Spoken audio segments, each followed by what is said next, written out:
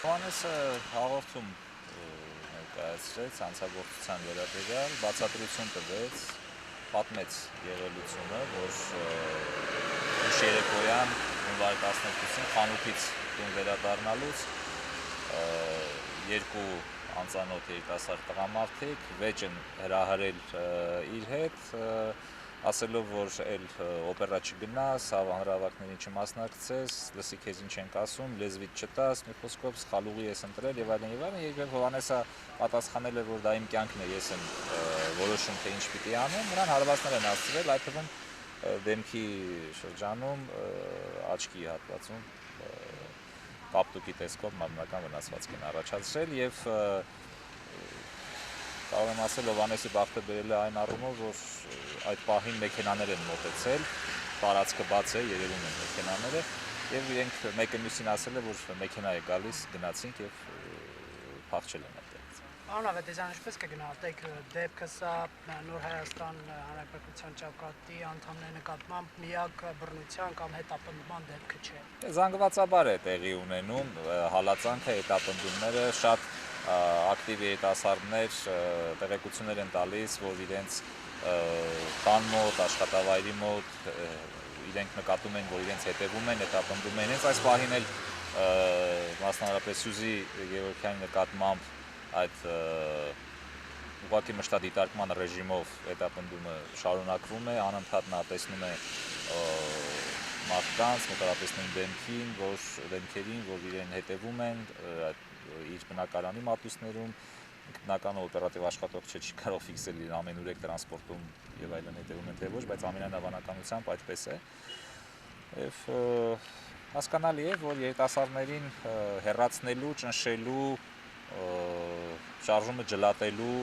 համակարգված գործողություններ են կատարվում եւ նաեւ պարզ է, թե ով է պատվիրատուն, բնականաբար այդ ամենը վարչախմբի B26-ի ձեռքի գործն է, ուրիշ կասկած չի կարող լինել։ Պարոն Ավետիսյան, արդեն երկար ժամանակ դուք փողոցում եք, ձեր շարժման անդամները Ազատության հրապարակում նստացույց են անցկացնում, ոստիկաններն են հարձակվել նրանց վրա ամանորի գիշերը, ինչ է պատրաստվում անել Նոր Հայաստանը առաջիկայում։ Հստակ դեռևս կան արդեն իսկ ծրագրեր, թե դեռևս քննարկման մշակման փուլում է։ Կոնկրետ քայլերի առումով դեռևս քննարկումները շարունակվում են եւ վերջնական եզրակացություններ կարվեն առաջիկա օրերին, իսկ ընդհանուր մոտեցումը պետք է շարունակել պայքարը, հետզհետե ավելի ուժ գնացնելով եւ ավելի ու ավելի շատ մեր հայրենակիցներին պարզ ասեմ արթնացնելով եւ պայքարի հուն բերելով, որովհետեւ մեր ժողովուրդը հիմա ցավոք սրտի եւ կեղեքված է, այդ առումով է հեռու մնում եւ ահաբեկված է եւ նաեւ ինչ որ առումով թմրած ու մոլորված է, որովհետեւ տարիներ շարունակ զանգվածաբար մամուլի եւ այլ միջոցներով ազդվել են ժողովրդի վրա, փորձել են ժողովրդին մասնատել, կեղծ կուսակցություններ են ստեղծել եւ ստեղծում են եւ փորձում են այնպես անել, որ միասնական քաղաքական նպատակ է գիտակցություն առհասարակ մեր ժողովրդի մեջ չձևավորվի, բայց մենք տեսնում ենք, որ կա դրական միտում եւ այդ միտումը ուժեղանում է ու բնականաբար նաեւ տեսնում ենք լույսը տունելի վերջում, որ ի վերջո